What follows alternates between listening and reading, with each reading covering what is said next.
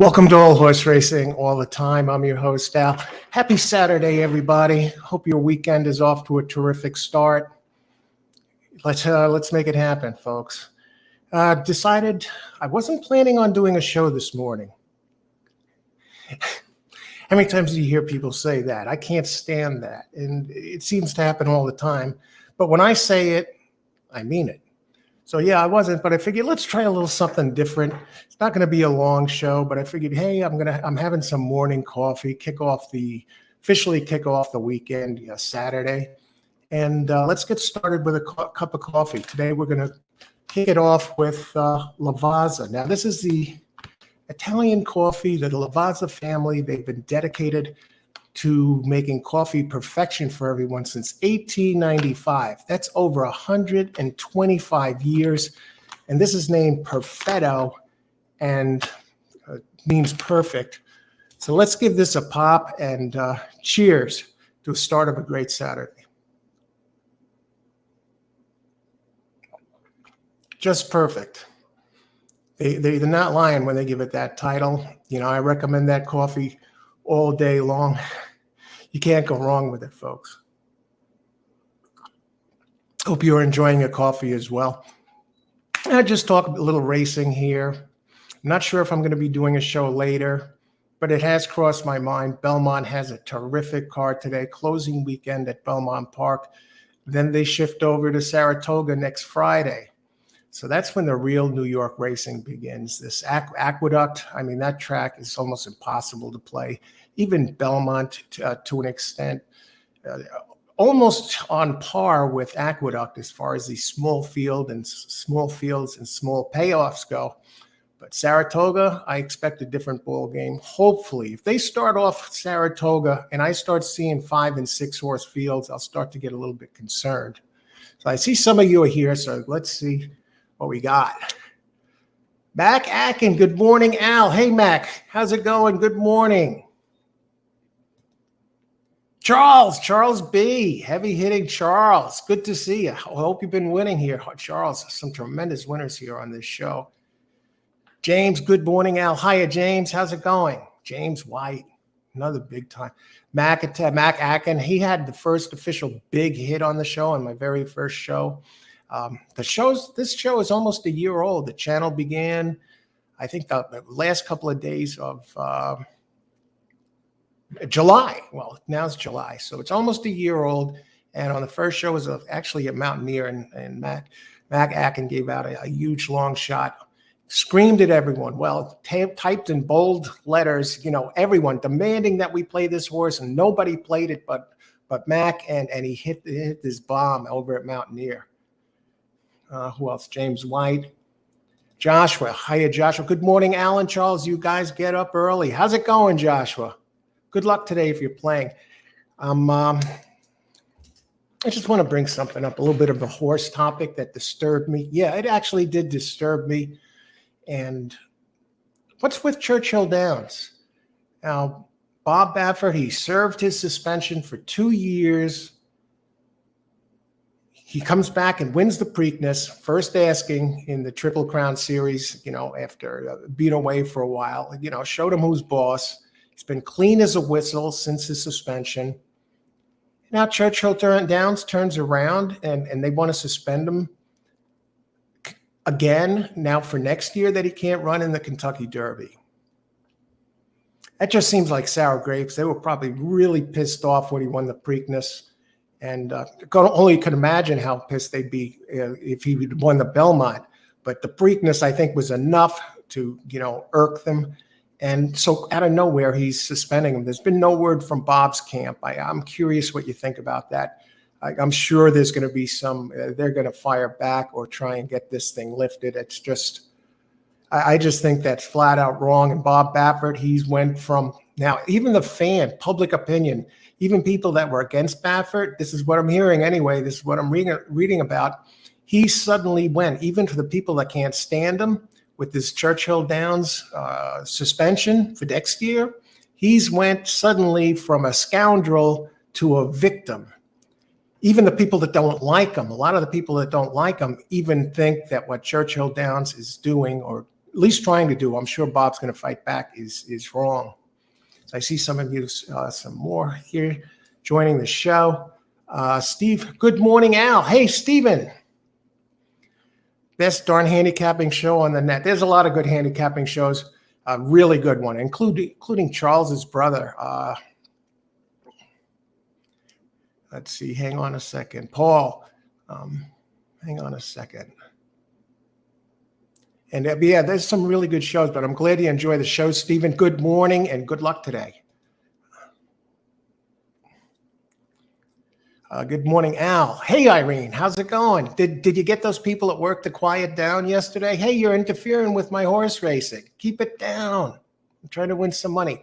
The title of last night's short, "This is the End," sounded ominous. I was afraid you were ending all horse racing all the time. Well, yeah, I was having a little fun with that. Did you see that movie, by the way? That is nuts. What's his name? Those three actors, James Franco, the other three guys, and there were other actors in there. Now the other guys, Josh, what's that? A couple of them. They all play themselves in like an end of the world, almost like a War of the Worlds sort of movie. They play themselves. They address themselves by real name, but it's kind of a movie is off the wall. And then Rotten Tomatoes gives it an 83%. 83%. By the way, Charles's brother, Charles is weighing in. Yeah, I was kind of being a little cute with that title. That's the name of the movie. Charles' brother Paul, The Shakeup is the name of his show, and he does some tremendous handicapping on there with a great crowd. So you want to check that out. Stephen, yeah. Let's see. Okay, let's see. Charles is weighing in here on Bob.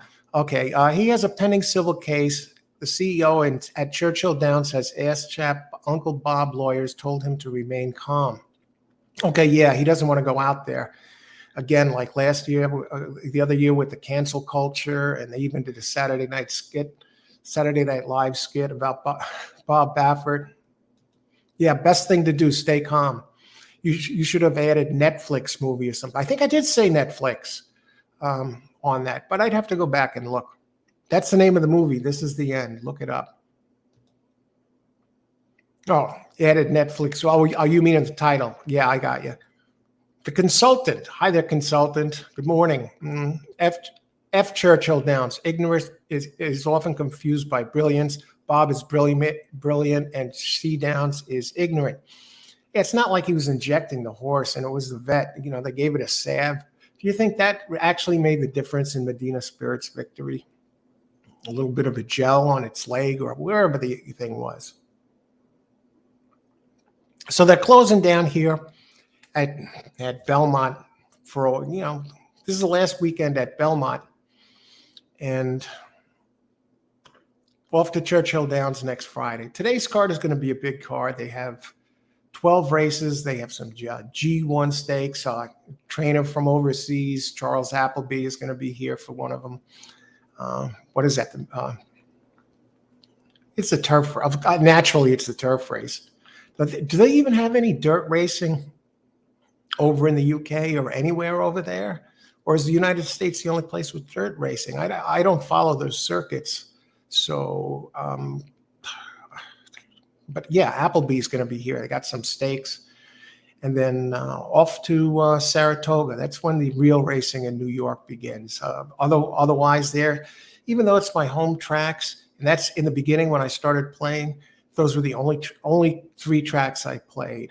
Then I started to wander off to Monmouth a little bit and started to mix it up a little bit, and then expanded to other tracks. But now I wouldn't dream of being wedded to just the New York tracks. It's all about Gulfstream, a terrific track. Love Gulfstream. And I'm even starting to enjoy the Tapeta somewhat. And they're adding Tapeta to Belmont. Maybe that helps over at Belmont Park. And but yeah. Who else? This is the End.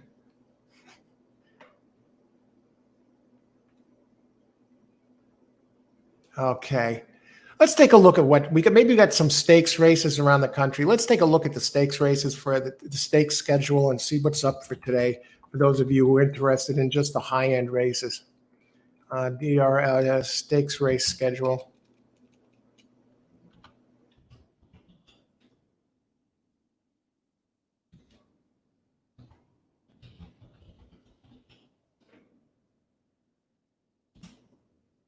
All right, stakes calendar. Let's see what's on tap for today. And I'll bring this up so you can see it as well. This way, all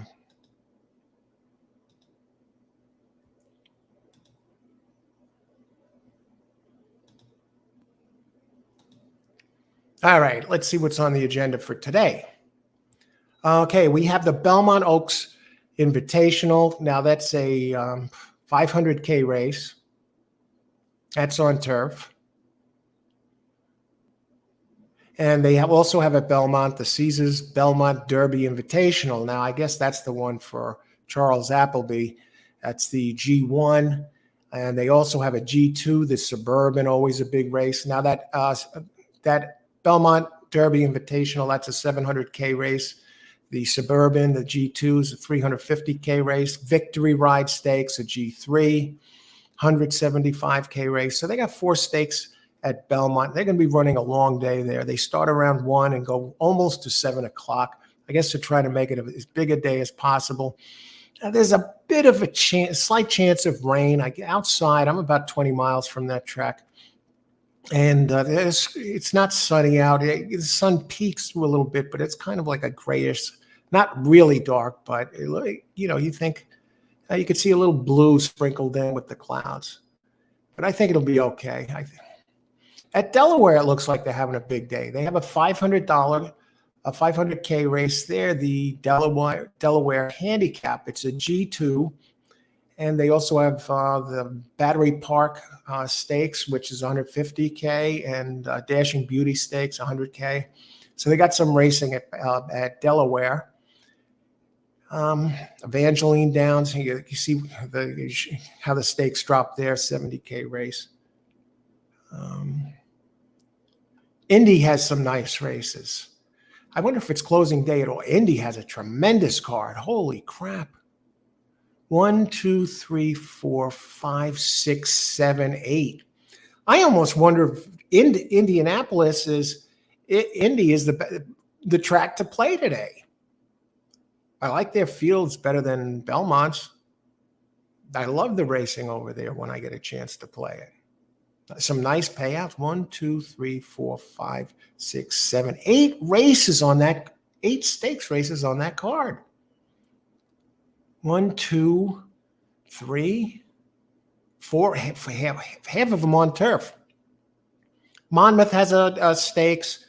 You wonder where you Paco Lopez fans. He'll be over there today. He's riding in a few of the big races. He had three wins in a race at Monmouth the other day.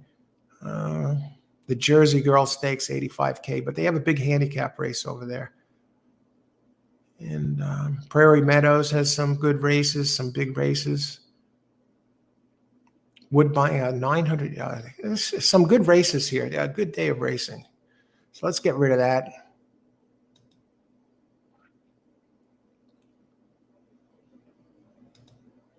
Yes, I plan on Stephen Grutner. Yes, I plan on covering some Saratoga for sure. For sure. That's my favorite meet of the year.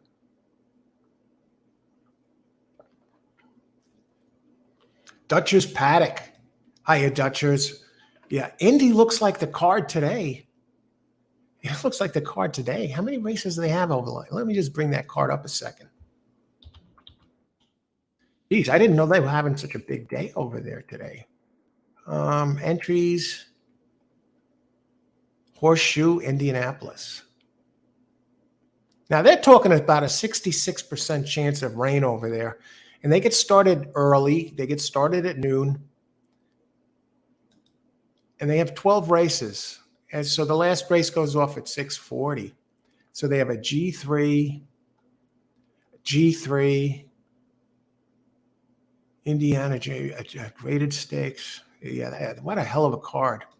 So it looks like some good opportunities out there for you racing fans. And as far as the Saratoga meet, the jockeys that are at Aqueduct, not Aqueduct, oh, please, heavens forbid. The jockeys that are at Belmont today. Listen to some of these, right? Okay, of course you got the Ortiz brothers. He's at Belmont today. Those guys are at Belmont today. First two races I saw. What was it, yesterday? Or Ortiz brothers, I think, kicked off the early. They ran 1-2 in the first two exactas. And Jackie Davis won a race on a bomb I saw. Okay, so you got the Ortiz brothers there. You got Tyler Gaffalione. Castellano is there. Luis Saez is there. Dylan Davis even Katie Davis. I can't believe she's mingling in there today. But yeah, the Davis family. Luis Saez is there. Rick Dutro has some entries. Get this, even Esmeril Jaramillo is there. Can you believe that? It's like a who's who of jockeys. Flavian Pratt. What is a racing without Flavian Pratt around? Flavors things up a bit. Haha. Trevor McCarthy on some mounts. Then you have Rice, and when Rice is like in the mix, you always have Lizcano up. He's her guy. Junior Alvarado is there. I saw Bridgemahan is even there. Yeah, some interesting races on that card.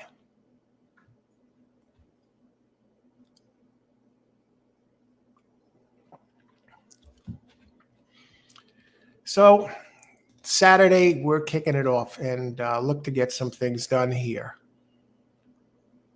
I hear there was some nice exactas yesterday that looked at Belmont that looked like they weren't going to pay as much, including the one with Jackie Davis early.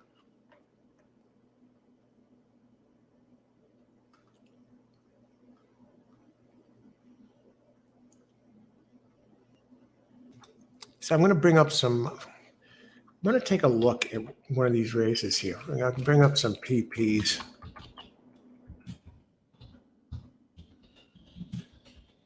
So yeah, it'll be interesting to see what they do with Bob Baffert. You know, what comes out of this. I just think that's real. You know, that is real playing dirty pool by Churchill Downs after this guy serves his suspension like a man. And now this. You know, you wonder if the Churchill Downs are trying to be bigger than racing itself.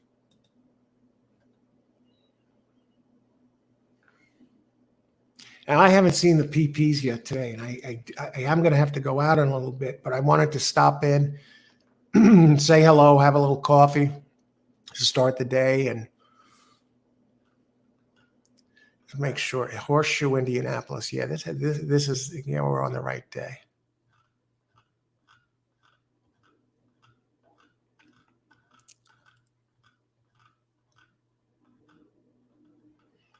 Okay, let me go to that 750K race. Okay, race 10. Let's bring this up here. You know, I'm sure some of you have looked at it already. Let me see. Brisnet PPs.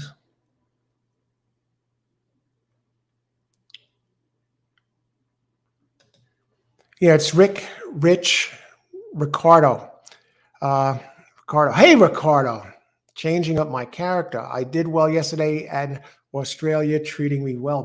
Great to see you, Ricardo. By the way, hello. I'm at Indy today and Iowa Derby. Belmont just doesn't pay me. It's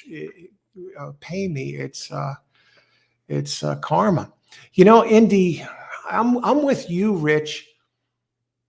I don't know what kind of interest, if I do a show today, I don't know what kind of interest that Indy would draw. Do you think Indy would draw more than Belmont? Closing weekend at Belmont? How many people play Indy? You apparently like it. I haven't played it in a long time. When I used to play it, this is going back oh God, about 10 years, 10, 11 years ago, I used to get furious watching those races sometimes. Excuse me, over at Indy. I don't know if things have changed since. It just seemed like a lot of funny business was going on at the track, some of these really crazy rides. But it looks like it's improved since then, especially having all these stakes races today. I'd see these rides where these jockeys seem to be pulling the horse up and then getting them going again, and outrageous finishes that looking at the PPs that just made no sense to me. You know, it's another track that's like that sometimes, Delta Downs. I love Delta Downs, but sometimes the place is just completely unplayable. And that's the way Indy was, but it seems to have improved from what I see now from the last time I used to play it. Okay, good luck there, Ricardo, though. Good morning. Stephen R. Hey, good morning, Steve. How's it going? Race 10, key the 4. Now, since you're weighing in on that, let's go to race 10. Where are maybe we're on race 10. Let's bring it up. Dutch, Ricardo, just a little better, not much. Oh, okay.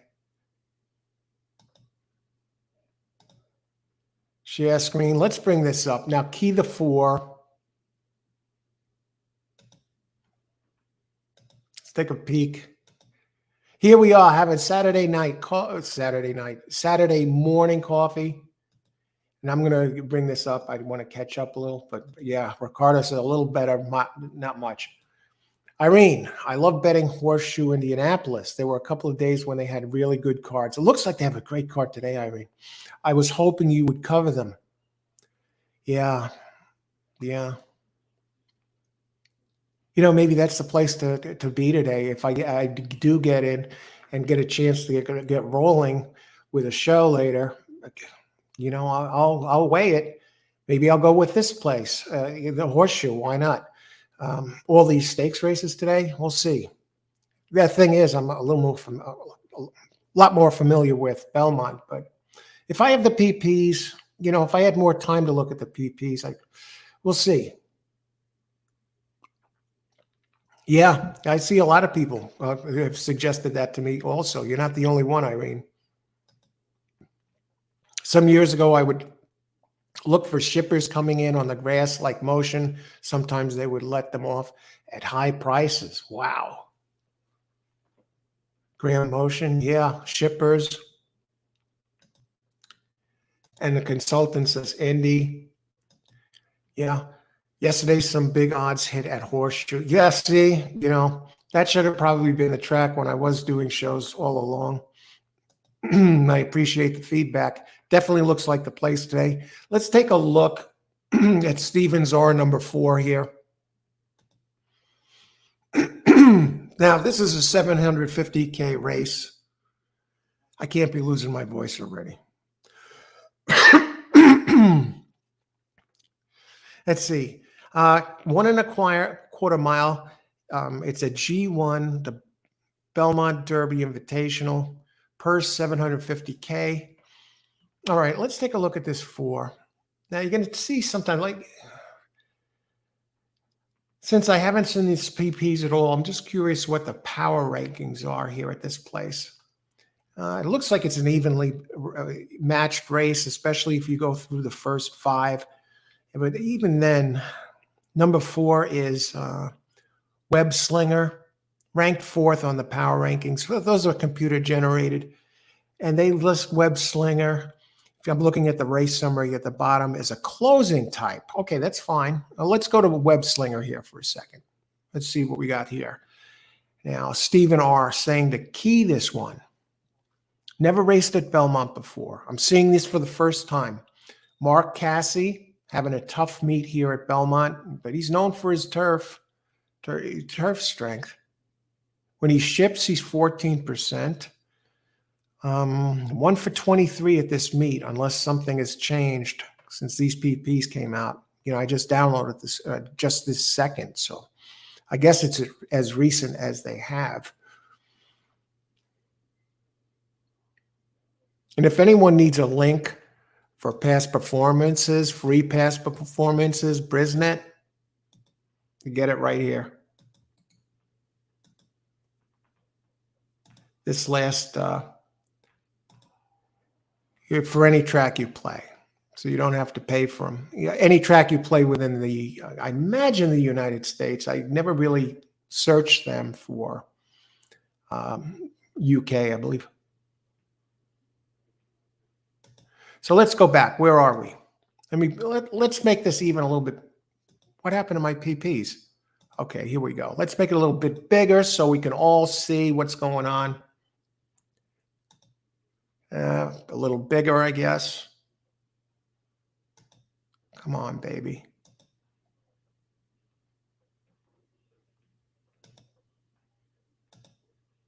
I guess that's a little too big. All right, let's take a look at this. What do I like about it? And the consultant says, I believe Pletcher will eat up the 4 and the 5. Perfect. Pletcher's right underneath, so we'll look at that one too. We got Web Slinger, and they're both closers. Far Bridge, number 5. Okay. Web Slinger, Castellano up. Now, Castellano has ridden this one. This is going to be the 6th time in a row. Comes off a win in a smaller stakes, ungraded 225K stakes. Won the last 2. One is a bomb and G2, mile and a 16th. Never raced at this distance. Usually goes shorter, but maybe the extra distance. Look at those numbers. After the race type, you see the early pace, the middle pace, and the late pace. Those numbers are in the 90s. He's running his biggest numbers consistently anyway on his closing pace. And maybe the extra distance helps. I mean, this is a 3-year-old, and well, it's 4 3-year-olds this race. So should be getting stronger. And Castellano now, he's beaten a couple of these in here, including Far Bridge last race, the 5, Pletcher's 5, but only by a nose. Alrighty. Never won it. Last time in a G1, the Breeders' Cup Juvenile Turf, last year at Keeneland, got whipped. Lost by a... Okay, now here's the thing about this one. Came in 11th. I didn't see that race. At a big price, and it was at a mile, and he was closing. He came in 11th, but only 4 back. So let's not, crucify Web Slinger and the G1 performance. It's 11th place, sure, and probably what was a blanket finish. I'll have to watch the replay of the Breeders' Cup Juvenile. And Mark Casse, he is strong, pretty decent with shippers, 14%. Graded stakes, 13%. Winner of the last race, 18%. Castellano, 13%. Career in the money, 7 out of 9. 2023, never missed the board, 9-2. Okay, now let's see how the consultant's number 5 stacks up against number 4, Web Slinger. Again, I'm seeing these for the first time. Okay, I got to say Jose Ortiz having a nice meet, 23%. I want to ask a question before I go forward. Stephen, how close are these two? The Ortiz brothers are battling for the jockey title. Well, I can bring it up right here. I think the 5 will like the extra distance. It looked like the 4 likes it too, but let's take a look. The Traveler. Traveler is in the house. Good morning to all. Good morning, Traveler. Good to see you. Happy Saturday. Okay, let's look at this 5. I'm just curious. How many is the Ortiz brothers are battling? How close are they going into today? I don't want to jump too far all over the place. But I will say this shows that Jose Ortiz has 51. Maybe we'll come across Irad in this race somewhere. All right. The 5 is lightly raced. I like the Brisnet numbers of the 5 better than the 4. And I definitely like Ortiz over Castellano.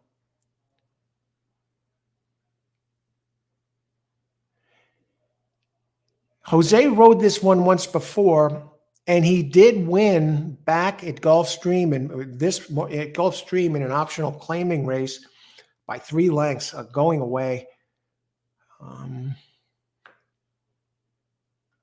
If you're talking about Brisnet power rankings, the 5 outranks the 4. 5 is second, and the 4 is fourth. 4 points apart. But all these 90s, this one never ran less than a 92. And it really doesn't look like it's done anything wrong. Lost 2 G2s really close. Lost by a nose that we talked about losing to Web Slinger. And where he went off at about 6.5 to 1. And Web Slinger that race, I guess pulled one out of a rabbit out of his hat, won that race by a nose at odds of almost 23 to 1. Yeah, this one, it's done nothing wrong. Won its first 2 times, including the big one with 3-length winner with Ortiz, Jose, who gets back up, and then Rosario 3 times. This one seems to always like a close one. Lost by a nose, won its maiden by a head, and then lost with Rosario. 2 really close second-place finishes, so 2 firsts and 2 seconds. Yeah. And really, Web Slinger only has that 1 race in the 90s. Otherwise, a perennial 80-something runner. Always finds his way around the wire. As for Todd Pletcher, this meet, 21%. Graded stakes 19. And get Jose Ortiz at 23%. Ortiz 1 for 1 on this one. Tough call. Tough call here. Let's see. I'm not saying the 5 would win. I would make him my key, though. Oh, okay. Got it. Got it, consultant. I mean, both of them look good. Let's see who the other ones are in here while we're on this one. This is the flagship race of today's card. All right, let's start at the beginning. Mendelssohn's March. No. I mean, it has a couple of race 3 back. It did its best running really on dirt 3 back. Bobby O has a nice race, the last race. Another Cassie entry. Comes off its best race. That was at Monmouth. And it's a pressing type. Yeah, it's hard for me to get. It moves up in class. Never ran in graded stakes. Jumping into the deep end of the pool today. Cyber Ninja, no way. Web Slinger and Farbridge, we talked about those guys. Here's Charles Appleby. Charlie Appleby. Now he's coming in, does have a race in the States. Silver Knot. How do you leave Charlie Appleby out of this? In graded stakes, get this, in the United States, 45% out of 40 tries. He got beat, though, last race as the chalk. By 2 when he got beat by the 5, the consultant's Farbridge, but only by a 1. These turf races, so different from dirt racing. It's like a stampede as they head for home. Most of them save their energy for last. You can get away with being a front runner at some tracks like Gulfstream, or the tracks that play really fast, or Aqueduct on the turf. Aqueduct turf, can you even call that turf? You got a lot of the patches of brown showing. Although they did improve the turf racing over there a little bit. Silver Knot has the highest, it's Godolphin. Geez, Godolphin is the owner. Ran at Keeneland, lost by a nose back in November on Breeders' Cup Juvenile Day. I think this one's going to be tough to beat. And you know what? This Silver Knot is opening up at 6 to 1. Had a bullet workout on the 30th of June. But I love Appleby. Shows him at Belmont for this meet. 6 races, 2 wins, 2/3. But the turf starts. The graded stakes record, 45% out of 40 races. And turf starts, 43 races and wins 44%. And the jockey, Richard Mullen, he rode him last time in that disappointing third place finish where he burned money, went off at 1.55 to 1, came in third, but only a length back. What happened to him there? Got stuck 4 wide.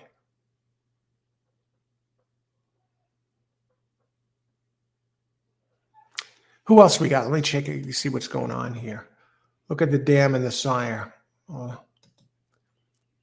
They are tied at 55 wins. Holy smokes. This could bring the money. This is a chance for the bad Ortiz or the weaker Ortiz, to put it in a chance to finally show his big brother that, hey, I can do it too. Let's see the consultant. There is some great livestock on this race today. I hope the weather holds and the turf remains firm. Yeah, I think it'll hold. It's, I guess, about a 20% chance of rain. I think they'll be okay. For those of you joining late, today's coffee, Saturday morning. Happy Saturday, everybody. Thanks for joining us. Today's coffee, Lavazza Perfetto. This is the Italian coffee. So some of you know this already. Lavazza family dedicated to creating coffee perfection for everyone since 1895. You kidding me? That's 128 years. And the name of this one is Perfetto. It is a dark and velvety 100% Arabica. Am I pronouncing that right? But as you can see here, well, it says on the bag, 1895. Name is Perfetto, and I'll tell you what, that means perfect, and it is just perfect. They're not kidding. I think it'll hold. It's a little cloudy out, hints of blue in the sky. It's not like a dark sky, so there's plenty of light, but they say it's a little bit humid. Godolphin is a smart outfit. Yeah, they won. What did they win? At the Eclipse, what? The top owner? No, top owner and top breeder. You're not kidding, consultant. Look at the dam and the sire. Okay, let's see.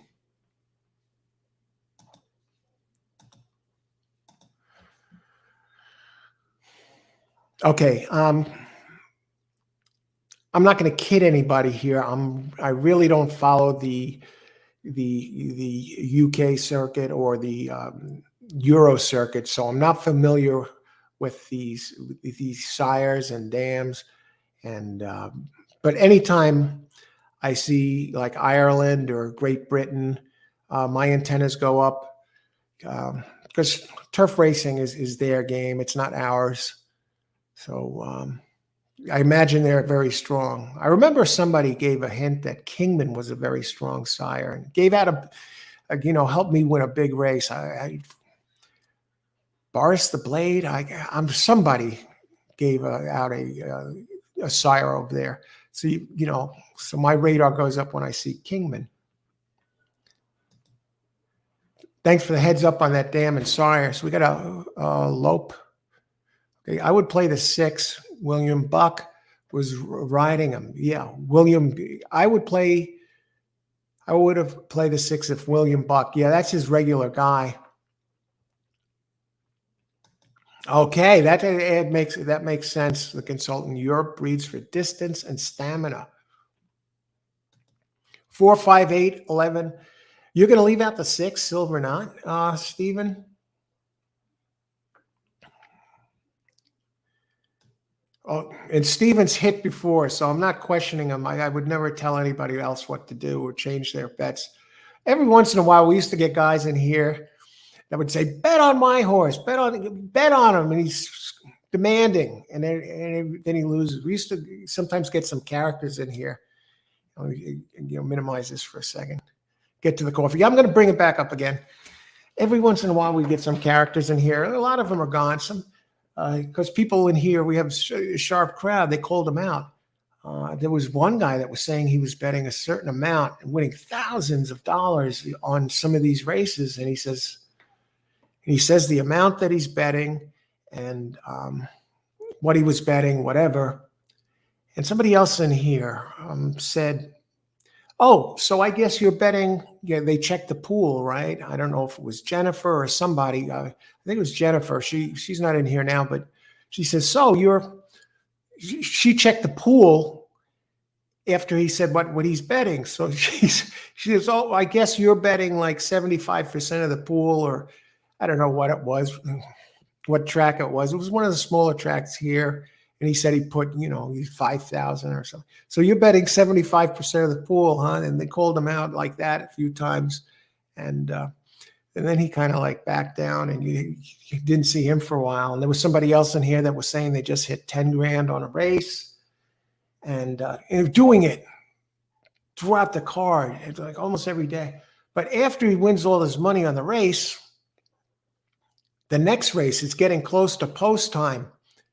And he's saying, and then after that, the previous race he won, a few grand or whatever it was. Tremendous, over $1,000 for sure. Then we're getting close to post, and he's like, please, somebody, I need a horse. Give me a horse. Give me a horse. Are you kidding me?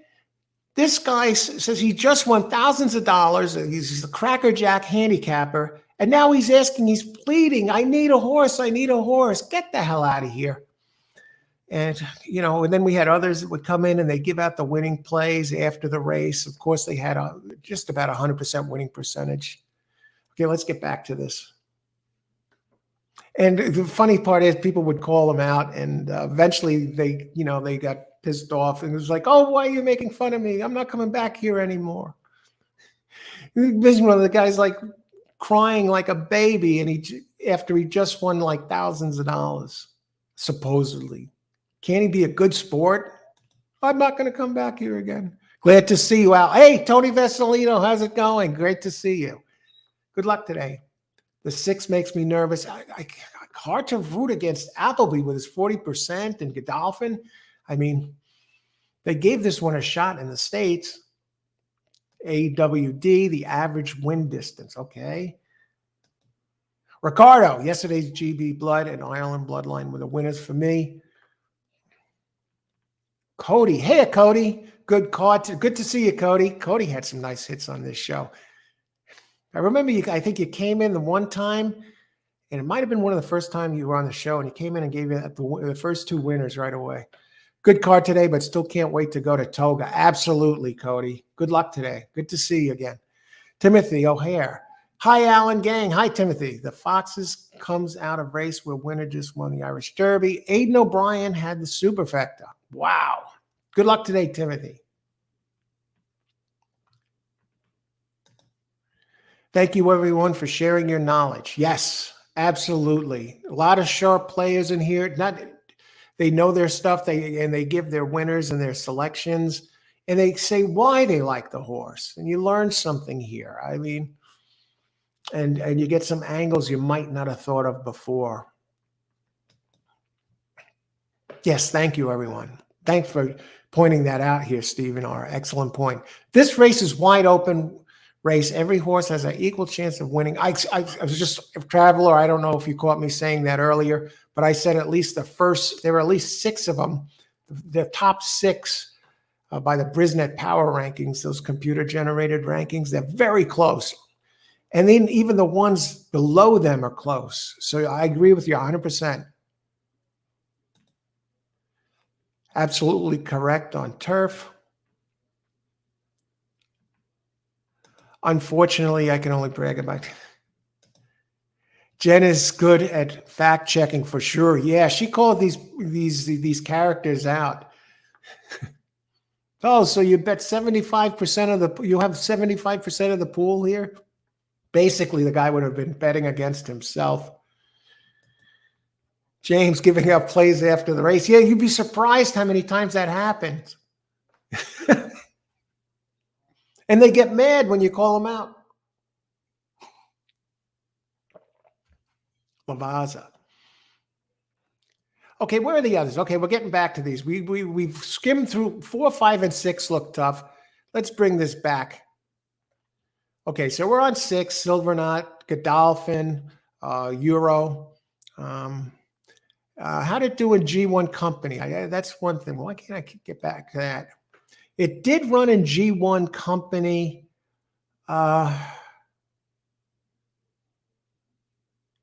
It has never won a G1. Did any of the others? Did any of these win a G1? I don't know. Well, it's 3-year-olds. So number 7, Wizard of Westwood, Johnny V up. Had a decent meet there. I guess that cutting back on his hours. 16%, only 61 races. Trainer, Michael McCarthy, shipping in 21% shipper and 18% for the year. 0 for 1 at Belmont.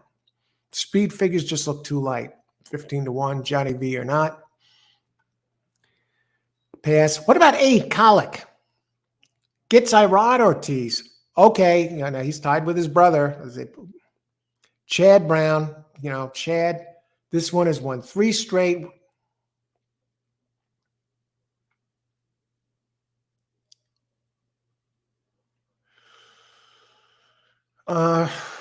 Wow. This one seems to be coming into its own. What I love about this one, it's 2 for 2 at Belmont. Let me just check 4, 5, 6 real quick and see if they run here. Okay, a 3rd place finish for Silver Knot, the 6 at Belmont. So, but that was a tough one to lose. 2nd place finish. They'll come in at Far Bridges. I think some of these, they did come out of the same race. Web Slinger. I'm starting to lose. I don't know about that Web Slinger, Stephen R. I don't know. I'd have to keep an eye on that. But you got the solid, that connections there, the breeder, the Ramseys. Okay, well, let's move on. Distance-wise, so far I don't see anyone that's run at this distance. Where were we? Wizard of Westwood is 1 for 1 at this distance, but 86. Calic, 2 for 2 at Belmont. Irod Ortiz up. Chad Brown. That one is almost a must-use. Jeez. You leave that one out at your own peril. Chad Brown, he owns this place. 25%. Irod Ortiz. Since they got Manny Franco off this one, Irod went up, and this one is 3 for 3 with Irod. And the last 2 wasn't even favored. And he won by a length. He did beat Farbridge and Silver Knot. That's 6. All right, so 8 is definitely a contender. 9, Mondego. I can't be an advocate for this one. I know Joel Rosario has won 2 for 2. He's won his last 2 on this one, but the speed figures in the low 80s bother me. Coming out of optional claim. Come on. Christophe Clement. I love Christophe Clement, but I don't even know why they're entering this one here. Probably be one of the ones towards the front early on. Okay, let's move on. Number 10, Flavian Pratt. I think maybe we got something here. The other Brown entry, won by 4 3/4. First asking, okay. Oh, get this. Remember I was talking about Boris the Blade? I said the one horse that he pointed out to me where I won money with, the Euro. Kingman is the sire of this horse. Kingman. Wow, is that a sign? Just talking about it, and he's the sire of the 10, has the Irish breeding, and Flavian Pratt up. Oh my God, it's just like the stars are aligned. And what I really enjoy about this one is has a good, excellent closing kick. Was 3 back at second call. Took the lead in the stretch, and then wow, what a big closing kick! 99 late pace. 5th highest Brisnet ranking, 4 3/4 length winner. Gets Flavian Pratt. And I know Irod rode this one the last time, and now he goes on the other one. But I don't think Pratt is a downgrade from Irod. I'm sorry. I think Pratt in a few years might turn out being, maybe the top dog as far as the jockeys go. So I don't think it's any significant drop off right now. Yeah, Irod still probably. If I had to choose between having either of those 2 on a horse, I guess it would depend on what track. So Irod has the edge around here. But let's see. But what I like here about this one, not only Chad Brown, Pratt, and Kingman, the sire. Oh my God. I like the odds, opens 8-1. Another thing I like about this, the closing kick I enjoyed. The other thing, maiden win last race, Chad 27%. It ran an 89 Brisnet. And most times, most horses, once in a while, they screw up, but most of the time, horses run better making their second start because they've had some experience on the track. And this one's going to be making its second start. You might be asking too much from this one to win a G1 in its second race. But if it does win, heavily bet in debut, went off at 2-1 odds. And it won here at 1 1/16. So already, it didn't run any sprint races. All right. Let me catch up on the chat here.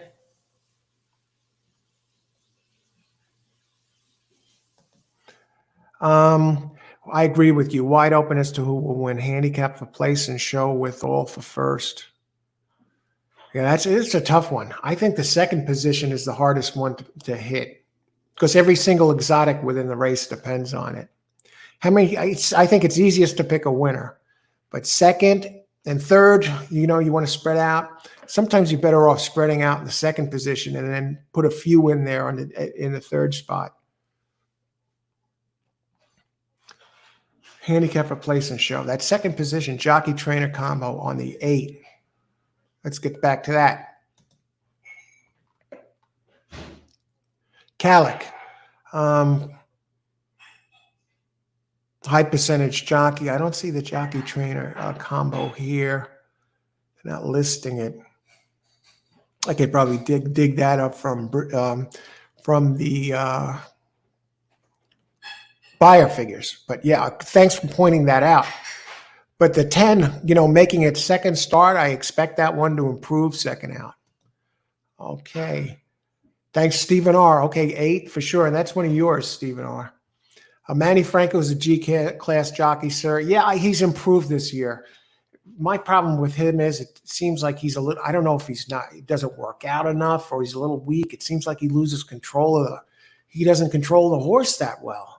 And he does he had 27% winning percentage at Naira when all the big guys the top jocks were down in Florida. I love Gulfstream.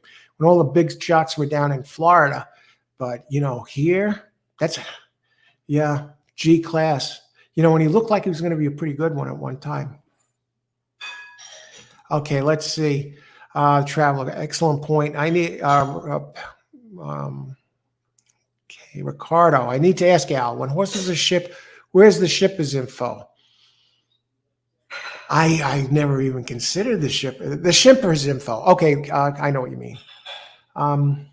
I saw in Kentucky 4 or 6 horses death by fire after shipping accident over the road. From Churchill, I think. In fact,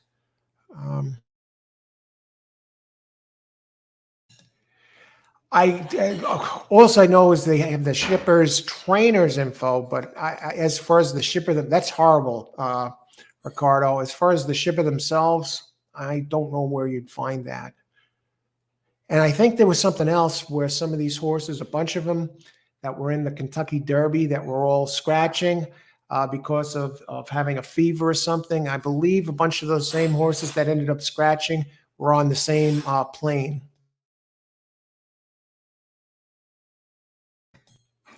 Consultant there.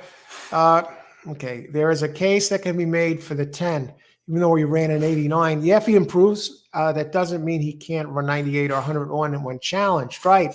And even if not challenged, excellent point, the consultant, they usually improve their second out anyway, unless they run into some kind of trouble.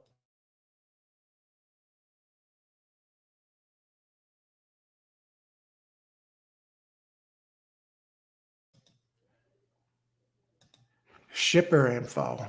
We're hearing some good stuff here. And let's see who else. How many horses are actually in this? Consultant, I agree with you about that, Jock. Yeah, Franco. And I remember when he was a virtual unknown, right? And he was a bug at the time. And I was in line for a very nice pick 3 hit.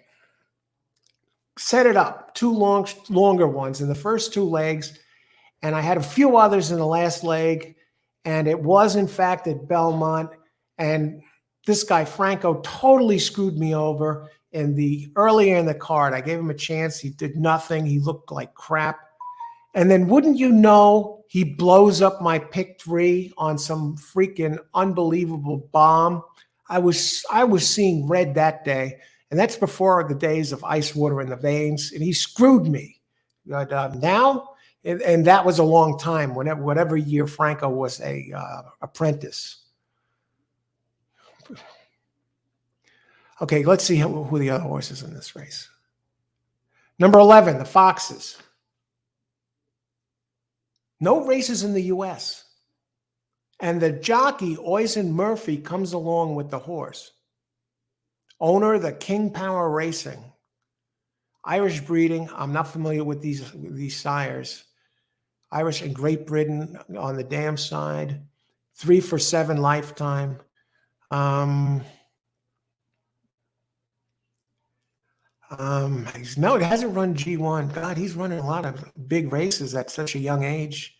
And they make this one the favorite at 7-2. You got to see how it ships. Andrew Balding, the trainer, has the turf breeding, at least by the Brisnet power rating. I tell you, restricting. Look at this turf power rating. 119 on 10. I can't leave 10 out. Okay. Who else? And you know what, folks? That's all of them. So the ones I like there, I'm not so much on the 4 anymore. I prefer 5, 6, 8. Let me go back and double check that 8. Handicapping it for Calic. Oh, yeah, definitely. 5, 6, 8. That's the one with Irod. 10. Do you leave out the Foxes, the one coming over here to America? It's going to go, it's the favorite. I don't think it's going to be the favorite. Has the outside post. The trainer and jock come over from across the pond for this. Andrew Balding and Oisin Murphy. 1 for 3 this year. You can't leave it out of the mix. What happened last race? Stumbled. It stumbled at the start. Okay. That was a G1, so it got off to a bad start. So we could throw that last race out. But other than that, 1 by a neck, came in second by 1 1/4, 1 by 1 1/2, 1 by a neck. This one looks like he's kind of like takes it down to the last second. And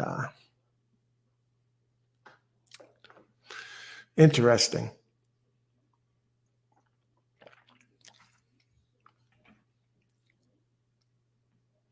All righty. I got 5, 6, 8, 10, 11. I think the winner comes out of there. I'm not sure. Who would my key be?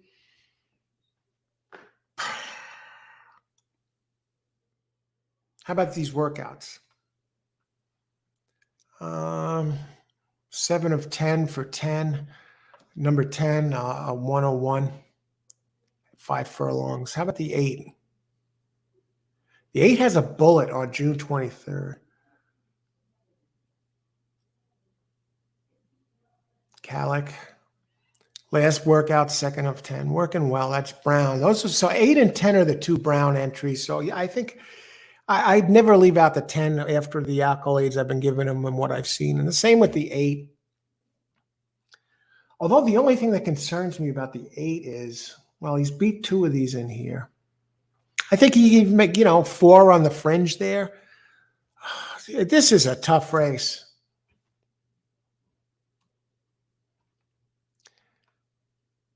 Six, I'd have to use Charles Appleby. So 6 is I think 6 would be. Is 6 the key in here? No, you can't make him a key. It's even tough to find a key. 5, I guess, would be the key.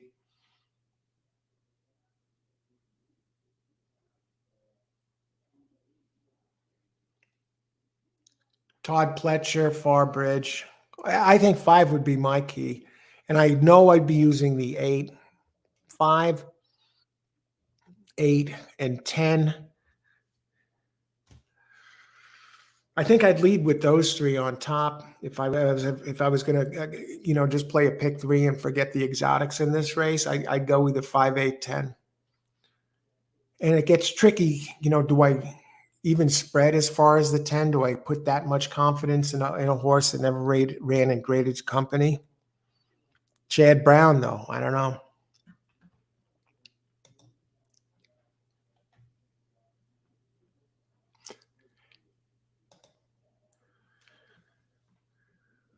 Good morning, Long Shot Louie. Hey, Louie, how's it going? Good to see you. Just talking some horse racing. If you put shipping into the handicapping and all the smoke from Canada along with the climate change, it all falls into place. God, it's all the information we work with to pick these horses, add the shipping in. Oh my God. Forget about it. They paid big dollars on that 11, 626. Holy crap. Let me bring that up. Let's look at that 11 here for a second again. Yeah, very expensive. Thanks for sharing that with us, consultant. I think the owners of the 11 have a lot of money to burn to earn the prestige of saying we ran in the Belmont Derby. I saw a horse at Belmont for run its maiden race. Now this is going back. I have a picture of the horse that I took in the paddock area. Name of the horse was the Green Monkey, and everyone was like, ooh and ah, like looking at it. It was a $10 million horse. It's maiden. I don't think it ever won. I think that day it went off, of course, took a ton of money, and it came in 3rd, I believe, at Belmont Park. Yeah, that was $10 million, and it never even amounted to anything. It might have sired something. I'd have to look back. But yeah, everybody was like checking the horse out. I took pictures.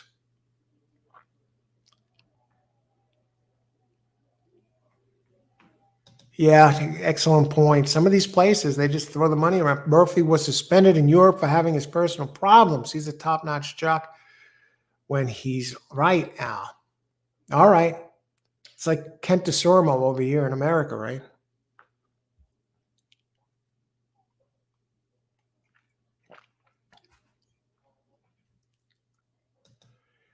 I still keep 5. I agree with you, consultant. The numbers look too strong. After looking at these, I agree with you. If I had to key 1, as Forced, Truth Serum, looking at the stats, to Pletcher, the Brisnet numbers, lightly raced, has every right to improve. I would key 5 here if I had to key one of them. Number 6. I considered 6 too as a key, but do we use a double key and then use the others? Say you do something like this. You double key 5 and 6, put them both right next to each other, and then you put 4, 8, 10, 11 in the other positions. And so you go 5, 6 over 4, 8, 10, 11, 4, 8, 10, 11, 4, 8, 10, 11, and then 4, 8, 10, 11 over 5, 6 over 4, 8, 10, 11.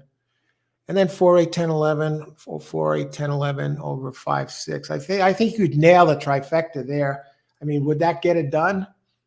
You'd have to add up the cost. You use 5 and 6 as a double key. And the only problem there is I don't think you can hit it twice, which is the problem. Yeah. If you do something like you want to set something up, like maybe you put, if I had more time, I would structure it out, put together a combo there. Aldo. Hey, Aldo. Good morning. Good to see you. All right. Welcome aboard. Okay. Yeah. Now, Frank Lyons on TVG called him the Green Donkey. Oh, he did, Timothy. Frank Lyons. It's not the horse's fault, right? It's the idiot that paid $10 million for him. But yeah, thanks for sharing that story with us, Timothy. Don't let Davis catch you for third. Yeah, that's the thing with that's the thing. If somebody sneaks into that third spot,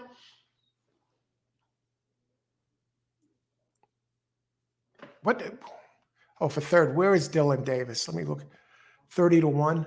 Hey, that has a couple of nice races here, and it did run in G1 company. And what I didn't like about that one is it seemed to do its best running on the dirt. But you've raised an excellent factor here that somebody could sneak into third in this race and wreck the whole thing, right? And who would that one that sneaks into third be? You know who I think it would be? I think it would be Johnny V on that 7, the Wizard of Westwood. Has a lot of early speed. He's never missed the board. Number 8. Johnny V up. The trainer is 21% with Shippers. Michael McCarthy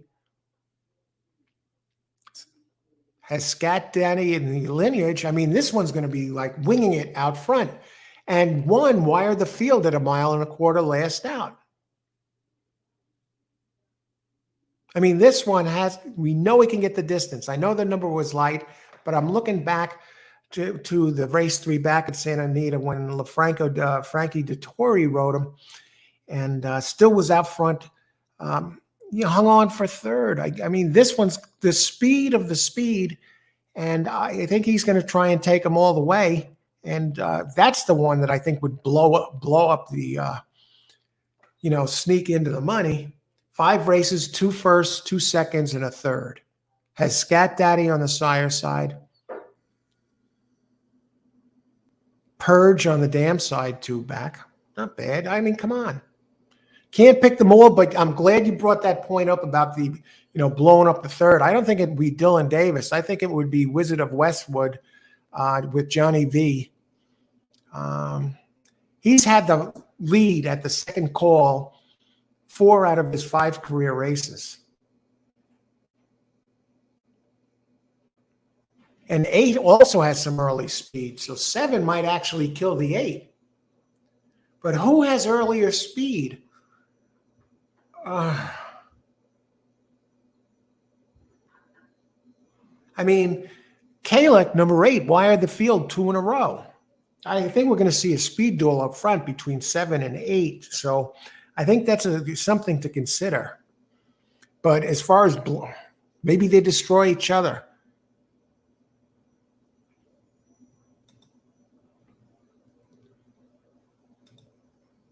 Hey, Paracute, the Foxes to win place. What a great looking dog there.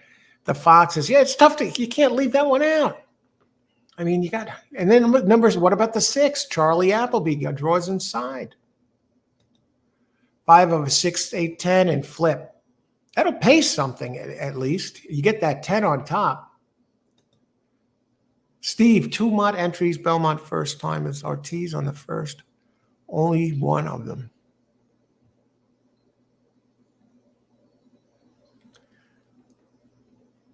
All right. Okay, Mac Attack, the Foxes wins. Love the colors in that avatar, the picture there, Mac. It's an invitational, so it doesn't cost to enter the race, kind of like the Haskell. Thanks for the scoop there, Timothy O'Hare. I believe the 1 outclasses the 7. However, me, I will put for third. Not worry about it. I hate missing the $1 ticket because I didn't spend an extra on a ticket. Smart thinking. So why not? Yeah, that's it. What's that called? Sanity insurance. I hate that when I try and get cute and thread the needle, and for a couple extra bucks, I could have nailed the damn thing. All right, I got to head out for a bit. I'm going to have to run a little quick. So let's see. My profile picture is in Cabo San Lucas, Mexico. It's gorgeous. Wow, great shot there. Look at the water. You look great there in the picture, the scenery in the background. Degree.